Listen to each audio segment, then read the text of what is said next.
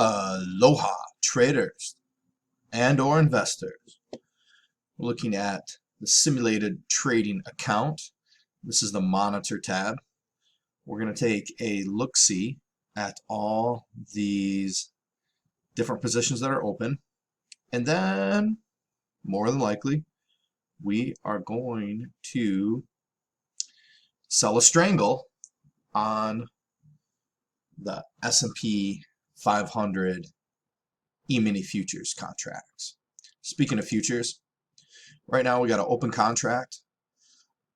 Crude oil, WTI crude oil, one contract sold, 34 days left till expiration, brought in 17 cents.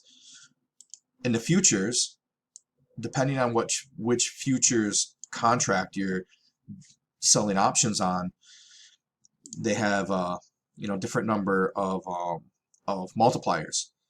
So with WTI crude oil, 17 cents times 1,000 barrels of oil. So I brought in $170 before commissions. Right now, potentially it could close at around 14, and it's profitable by 30 bucks. I got this limit order set up to close it out at 10 cents, which would be giving me about like a $70 profit if that were to happen according to plan. This ES contract, E-mini S&P 500 futures contract, I got filled to buy. I bought to close at 10 cents, and we can see right here. All right. This is profit and loss open. Well, it's not open anymore, right? This is the contract that I sold. I think it was the like 3700 put. Sold that put and closed it out today for 10 cents. And same thing, it was a limit order, so it hit 10 cents. Market closed it for me and profited $127 and some change. And when did I open that? I think I opened that the same day I opened this. So it was probably very well could have been yesterday or the day before. It was like a 2-day contract. So that's what's going on in monitoring the futures contract. Once we look at all these, we'll go back and look at this ES. Put a strangle on there. Let's jump down real quick to this long stock. And the reason why I want to jump down there real quick is, for some people, trading futures is probably a bit out of your comfort zone, your skill level, all these things. So, it's really actually quite easy. It might sound confusing in the beginning, but what's really, really easy is selling cash secured put options on stocks that you wouldn't mind owning. And that's exactly what I have right here. I got 3 different stocks, and I have 1 cash secured put option sold against each stock. And if you want to learn more about that, there's a couple things you can do. One, you're going to look in the description of this video, and you're going to see a link to ihavesuccess.com. It's the first thing you'll see in the description. Go there, and you're going to see a not indeed. You're going to see the download the cash secured put stock selection guide. 3 stocks I sell cash secured put options on. These are not stock recommendations. Those aren't suitable for you. But between this one and this one, you get a mental framework of how to pick some stocks. And then a little bit below that link, you're going to see a trading options for beginners, with beginners in all caps. It's a playlist with five videos in it. Watch those 5 videos. Those 5 videos with the 2 downloads I just showed you. You're going to have a good idea of how to go about selecting some stocks that very well could be suitable for you, and begin paper trading. And the reason why I say very well could be suitable for you is you got to practice a little bit. So you practice in your paper trading account. So the way that this works is this ticker symbol right here, this Cal-Maine Foods, right? I sold a put option, which means I have the legal obligation to buy 100 shares. That's why we got 100 here of Cal-Maine Foods at $50 within this amount of time. So how many days are left to this contract? There's 8 more days. At any time, I could be called to purchase 100 shares of Calm at $50 per share. But right now the market is trading around 54. So if somebody wanted to sell 100 shares, are they going to sell it to me for 50 when they could sell it in the market for 54 and make some more money? That's a low probability that they would sell it, to me, but it doesn't mean it's impossible. Now, at the end of this contract expiration date, generally speaking, what happens is that if Cal-Maine Foods is above 50, but on the contract expiration, when the contract expires, then my contract expires worthless. I keep my $30 I brought in.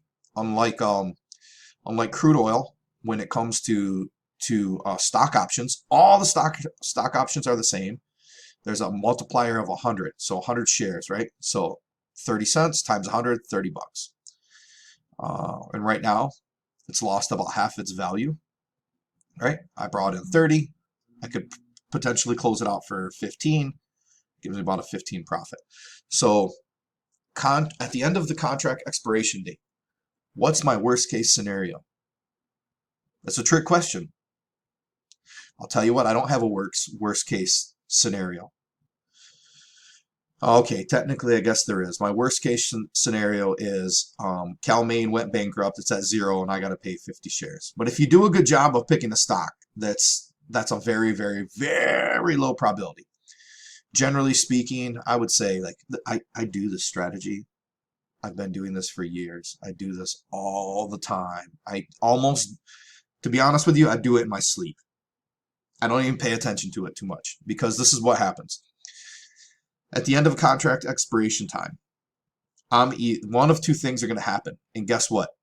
I win in each scenario. One scenario is Cal-Maine stays above 50, right? Stays 55, 54, even if it's $50.01, it's above 50. And this contract expires worthless. I keep the $30. Or Cal-Maine is below 50, and I've done some research on all 3 of these stocks, and I think that they're stocks that are going to be around. I'm 46. I think they're going to be around until I'm dead. And so the other thing, if it's below 50, then I buy 100 shares of an income-producing asset, a business. I buy 100 shares of a business, and then I collect dividends, and I potentially sell covered call options. So H&R Block got the same thing going on. There's 8 days till expiration. Strike price is 37. Currently, the stock is trading at around 37.59. If it was trading, I forgot how low it went, but for a little while, it would look like I was going to be purchasing 100 shares. But that is not the case right now. That one brought me in $40, and we'll see what happens in 8 days.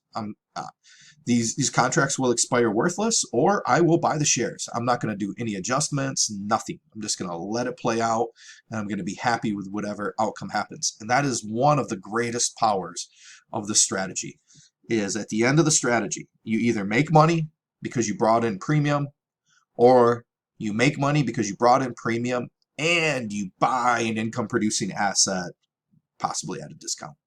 Walgreens, same thing going on. But look at, there's only 1 more day till expiration. I sold it for the $35 strike price, the put. It's at 36. It looks like it's going to expire worthless. So we'll see what happens tomorrow. Just wanted to jump down there really quick so I could point out those things. And that strategy is my bread and butter strategy. It is worth learning how to do, because let's say you're going to go on vacation for a couple weeks. Hey, figure out, find a handful of stocks that you're going to accumulate over time. Make your own, via dividends, make your own little annuity. So that way, once you lose your cognitive function, when you're like 80 years old and you don't really feel like trading options anymore and doing a bunch of like heavy thinking, you just sit back and, reap some dividends. All right, so option trades. Now, all these, you know what a big difference is to me. I mean, there's multiple differences, but the fundamental difference in my mind between these trades and why I have them over here and why I have this as long stock. Because technically, I'm not long stock. I'm trying to get long stock. It would be via selling cash secured put option, right? But the big difference between these and these is I care what happens at expiration. All these up here, these are not win-win-win scenarios up here. If things keep going this way with Netflix, I'm just going to lose money. Most of these contracts, right? Maybe you got a small possibility that you could break even. Yeah, that's there. But most of these types of trades, you're going to make money or you're going to lose money. That's generally what's going to happen. It requires a little bit more management. So this one, this one, this one, this one, and this one, I put on using a strategy selling options with the VIX. And right up here is going to be a link to part 2 of that video, and then part 2 links to part 1, so you can see that unfold. And with hindsight, that was the first time I ever put them on. With hindsight, I might have closed them out a little bit earlier, but we'll see. So right now, let me open up those that are specifically with that. All right. So Amazon right now. Okay, I brought in trade price. What was that? $3,600. Yeah, $3,650. Right now, it's set up to close it halfway. Right, 120. All these, all of these. This one. Okay, we see it's profitable by $75 at the moment. Yeah, with hindsight, maybe I would have closed it out when it was like 300 or 400. You know, hindsight's 50-50. This is why you paper trade. You learn these things. Learn whatever you gotta learn. Okay, this one I brought in a little bit less than 2,000. Where is it at? Profitable by 500 right now. Same thing. It's set up to close at halfway. I'm just gonna let them ride to see what happens. See if they close at halfway. Just to see what happens. Netflix. That one is underwater by 1,000, but it brought in almost. Maybe this was the 3,000. Maybe I'm off on that. This one I brought in not 3,000. Brought in 300. This one brought in 3,000. A little bit under 3,000. Underwater. Same thing. That's set up. Nvidia brought in $700. Right now, it's just breaking even. SPX. I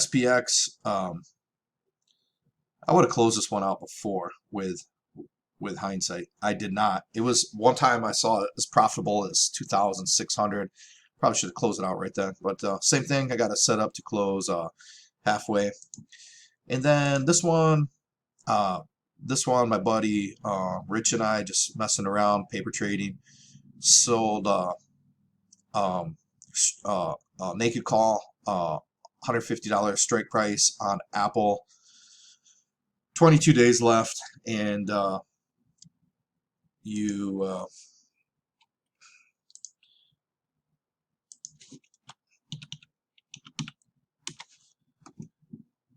let's see where are we at here. Okay, 1 day, 6 months. You see Apple, it's been rising up, so we sold this one. At least I sold it. I don't know if he did or not, but we were talking about doing it. Sold it on the 5th of this month. And if you want to know how I did that, I just hover over quantity and click, and it will show you when you did it. But case in point right here, real quick, look at now this is closed, hover over quantity, doesn't show me because there is no quantity. So to figure out exactly when you sold something that's already closed, I don't have that answer. I'm trying to figure it out. But anyways, so we sold that on the 5th. So like what, 7 days ago? 7 days. We'll go back 7 days. 1, 2, 3, 4, 5, 6, 7. Okay, so we sold it here. The reason why I chose that for a couple of reasons. One, it's a paper trading account, right? If I was doing it in a real account, maybe I'd go a little more away from the money. But I'm testing things. I want to see. I see it touched 150 here, got a little bit over 150 here. I see prices kind of clump around 150 here. I see prices kind of clumping around 150 here. I see prices kind of clumping around 150 here. When I say clumping, sometimes it kind of like clumping, a little bit overlapping, but it's it seems like when it's pardon me, when it's on top of 150, it could potentially stay on top of 150. Like here, it's trying to get on top of 150, but it's failing. And look at how many times right back to back. It's just right on 150, touches that 150, right? Touches or gets close to that 150. So it's almost like there's a range. You know, maybe it's 150, maybe it's 149.70 up to 150 and 30 cents, whatever. Don't get too much of your engineer hat on. This is maybe one of the ultimate blends of art and science. So in this part, when you're looking for support and resistance ranges, you want to look a little bit at the art form of it. So anyways, so back here, sold that naked call option with a contract expiration date of what is that? Contract expiration date 22 more days, so February 23rd. And one reason why I decided to do that, I'm gonna practice something. And so one thing that I'm looking at is, okay, I knew when I sold it, if it doesn't get above 130, I don't got to worry about it, right? If it gets above 130, which it is now, right, and it continues to close above 130, then what happens at 135, right? Why do I say 135? Because look at how prices try to get over 130 here, right? The next day they drop below. Look at right there how it just like opened on 130 and dropped down. Got a little bit below 130, and then dropped down here. Look at how it touched 130 here. Look how it's getting close there. Look at how there, right again there. Right, if we were to look back more than 6 months, maybe we'd see that. So it seems like 130 and then 140, same thing right here. Boom, see it kind of, prices kind of getting in there. Prices kind of getting in there right there. Touch right there. Yeah, a little bit on the side. Look at that, right in there. So it's almost like this 135 to 140 seems to be something, and then even 145, I start kind of noticing stuff right there, right there, right there, right there, right there, right there. Like prices just back here. Did I point over there as 150? I forgot where that was. Anyway, so I just kind of was thinking that there seems to be a good amount of resistance that this would have to break through in order to make it up to 150. Now let's say if it breaks through that 150, right?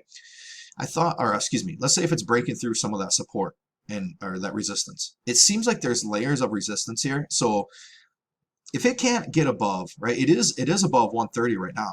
But if it's not going to really be testing the 140, then I still don't have to worry about it, right? But if it starts like really looking like, see how this action is right here? If it starts doing the same thing here at 140, then I got to pay a little more attention. If it starts trading like that between this range of like 140 to 145, then two immediate options, two choices come to me. Now I could roll it, that's one, but that's not an immediate choice that came to me. One is, let's say it seems like it's going to go over 150. Well, maybe I buy 100 shares and I turn my naked call into a covered call. I wouldn't mind owning Apple, but Apple's kind of been in a downtrend, so I don't really want to purchase it right now, to be honest with you. And I don't want to just tie up 15 or whatever, close to $15,000 if it's not going to go over. So even if I bought it at like 149 and it like goes up to 150, I just covered my position. I make a couple $100 on selling the shares, made whatever $30 on that. The other thing I could do is add it's right now I have a sold I sold a put. The other thing sold a call. The other thing I could do is buy a call, somehow buy a call, and either maybe turn it into a credit spread, a debit spread, maybe even a calendar spread, whatever works at the time, but turn it into some sort of spread to minimize minimize the loss. And there's also the option of rolling it. So I wanted to do that in case I put myself in trouble, to see how I would manage that. And that's a great thing about paper trading, right? Because in the real game of the stock market, sooner or later you're going to have to manage your positions. Sooner or later you're going to have to make adjustments, or you just straight up lose money. So maybe you take a position that was about to lose money, and maybe you make a little bit, right? If I turn this into a covered call instead of a naked call, and I end up making, let's say $130 versus losing 500 or 15,000, right? Which one would you rather do? Rather make 130 or lose anything $1 or more? Which would you like? You rather lose $1 or more or make 130? I think I know the answer. And so, or let's say instead of losing, a greater amount of money, what if you only lose $50? Instead of losing maybe thousands of dollars, what if you only lose a couple hundred? Right? So it's just part of learning how to trade, and that's why it's so great to be doing the to be paper trading. So you learn all that stuff. Okay, so we went over the futures contracts that's open. Quickly went over those option trades. Also got the short stock position that, to be honest with you, I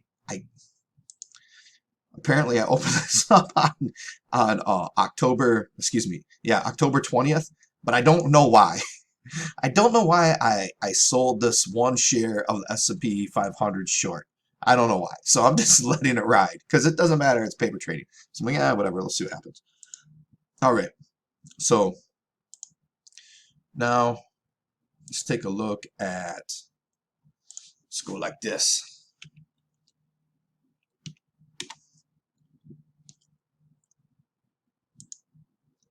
All right, so now we're looking at the futures contract for the S&P 500, and what we're gonna do is, I'm noticing over here on the 6-month chart, back over here, this is daily candles showing 6-month time frame, and it hit the high back here in the last 6 months back in August, right? Got up to 4,300 and something. In the last 5 days, the highest it's got is 40.21, which happens to be in the last 2 days also. Today, it got up to 4,008. So we're going to do a high risk trade here. We're going to look at selling something along these lines. All right, so we're looking at the option chain for the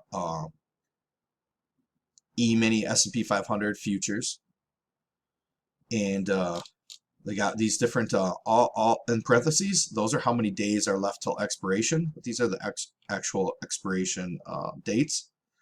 I just usually kind of look, instead of looking at the calendar date, I have a tendency to just kind of look at how many days are left till expiration. So I looked through some of these 5 days, 1 day, and or 0 days, or close to it, and then I was just kind of going down the line, just to make the trade go faster, kind of make the learning process go a little more. There's some things I'm figuring out about, or attempting to figure out about dealing with option contracts on the ES. For example, what's the multiplier? I think it's 50 is what I'm thinking. And there's some ways through clicking through here I could figure it out, but it's like theory is always good, and mixing theory with the real deal usually is the best. And I know this is almost the real deal, but it's not quite the real deal. So what I'm looking at here is now delta. Delta could be seen as like a quick and dirty probability, right? So it's not exact, but it can be used as a rough estimate. And by calculating probability of being in the money with delta, there's like a 3% chance that this is going to be in the money over here at 38.50. Let's take a look at that.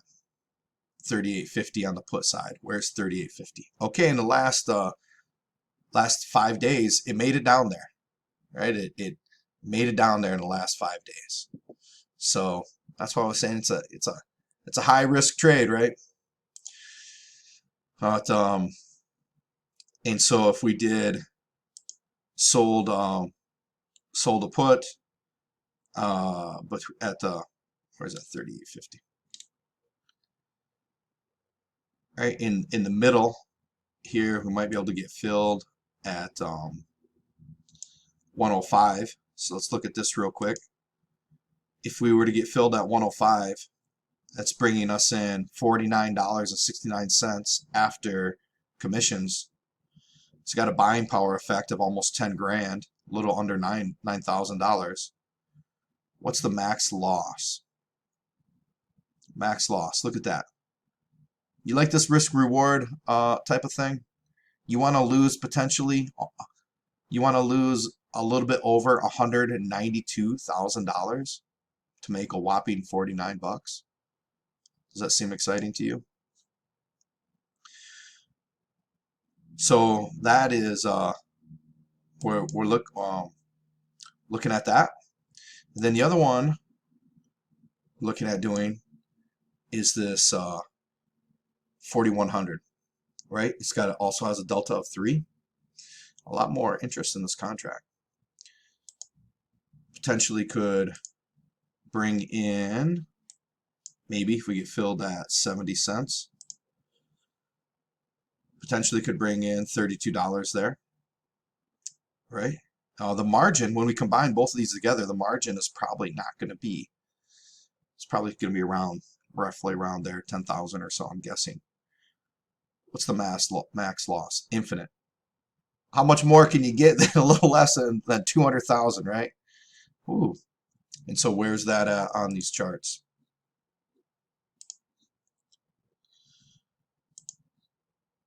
You see in the last 5 days, look at all that. It's all sticky right up in there, right? So I'm guessing it's gonna, my bet, I'm gonna put this bet on, and it is a little bit of a gamble. You know, you got a 3% chance on the downside, you got a 3% chance on the upside, just through that delta, quick and dirty delta. That way we could look at the cone of probability to get a little more, but you might not know. I already know what I'm going to do, and what I'm doing is this. Where was that?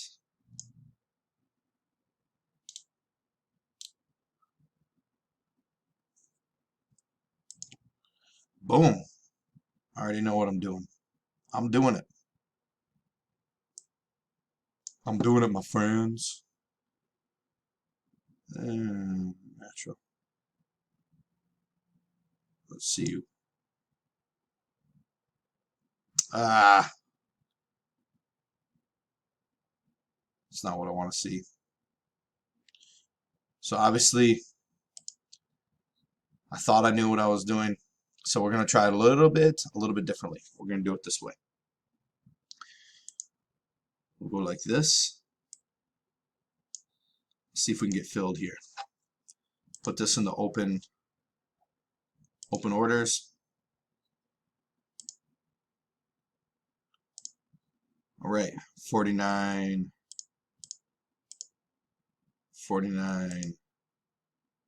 69.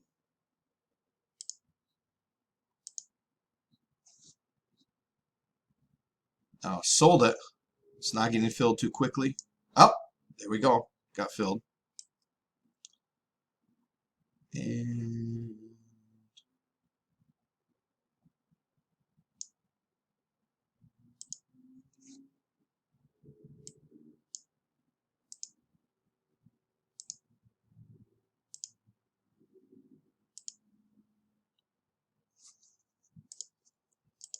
had to go one leg at a time in order to get. Boom. That's what I'm looking for. You know, if I'm gonna risk my entire life savings, I might as well, you know, make at least you know, at least 80 bucks. You know, isn't risking my life savings worth at least 80 bucks? Send that out and see. But that's the beauty of paper trading. And boom! All right, now it's filled. All right, so now just opened up a strangle on ES. Now we see them here. And so then what we'll do, hey, I thought they were opened up.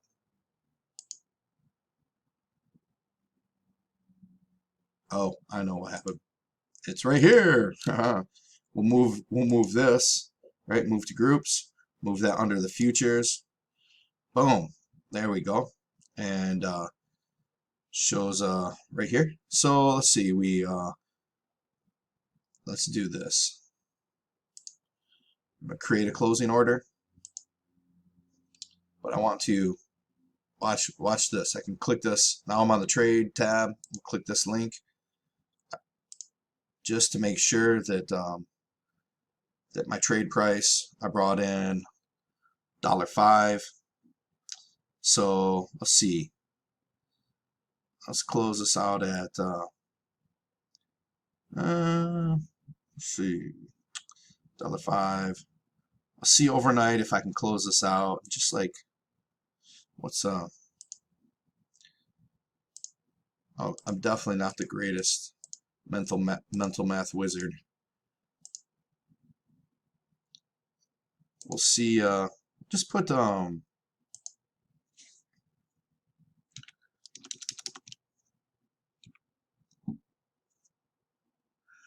try it like this. 52 cents.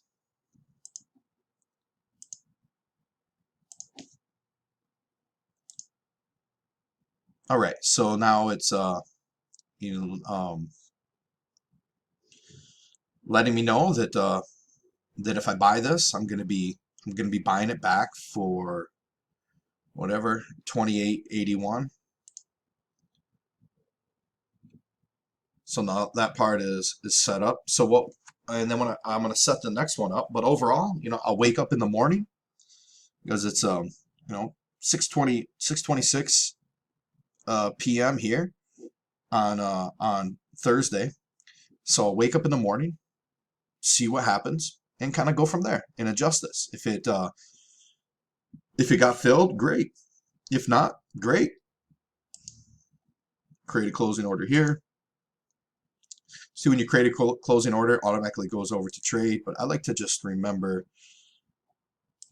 I have a decent memory. I don't have the greatest mental math skills, but I do have a pretty good memory.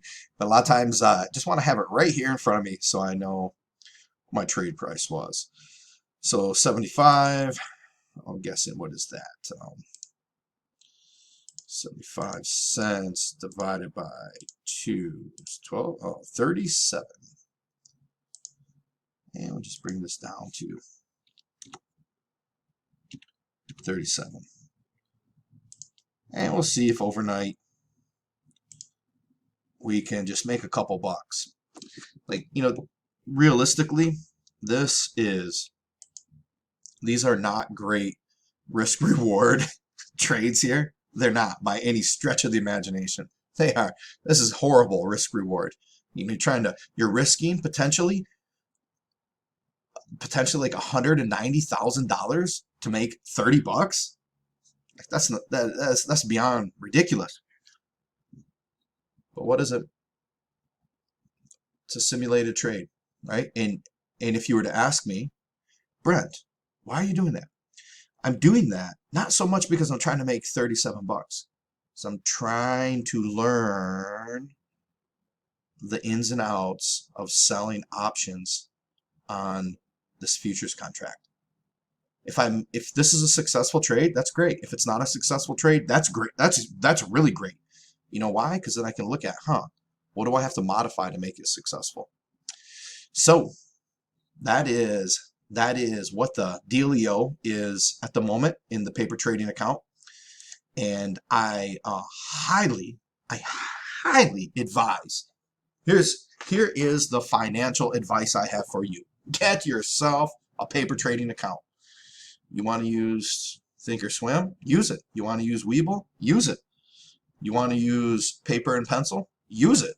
Use whatever you want to use, but use something, right? Paper trade. Test those things out. You guys have a fantasmo day. Aloha.